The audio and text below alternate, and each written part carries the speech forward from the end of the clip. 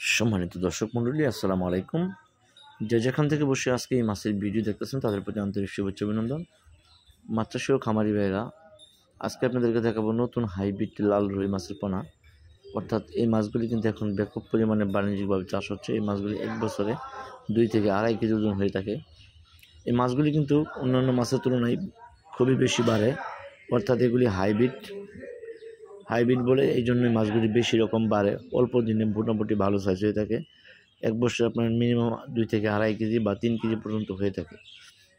তো যাই হোক, যদি আপনারা এই মাছের পোনাগুলি আমাদের কাছ থেকে ক্রয় করতে চান তাহলে আমাদের কাছ থেকে নিতে পারেন। আমরা সমগ্র বাংলাদেশে মাছের পোনাগুলি হোম ডেলিভারি দিয়ে থাকি। সাধারণত এই মাছগুলি আমাদের কাছ থেকে পিস হিসেবে নিতে পারেন। আমরা আপনাদের গন্তব্যস্থানে পৌঁছে দিয়ে আসি। আর এই মাছের খাবারগুলি অনেকভাবে প্রশ্ন করে থাকেন, কী খাবার খাই মাছগুলো করা যায়। এই মাছগুলিকে আপনি সাধারণত ভাসমান যে ফিডগুলি আছে ওইগুলি খাওয়াই মাছকে বাজারজাত করতে পারবেন, এবং কি ডুবা খাবার দিয়ে মাছগুলিকে বাজারজাত করা সম্ভব। যে কোনো পরিবেশে এই মাছগুলোকে চাষ করা যায়।